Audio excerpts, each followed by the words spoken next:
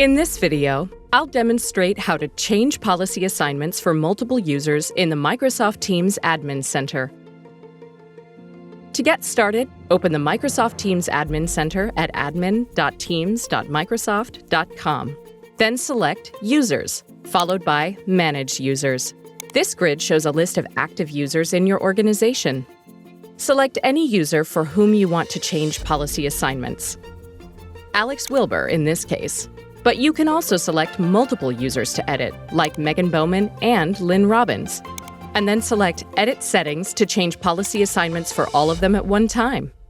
In the Edit Settings side pane, select each type of policy you want to edit, and then select one of the available policies to assign.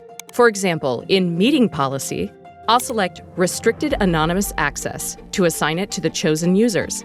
Any policy type set to Keep Existing Policy will remain unchanged.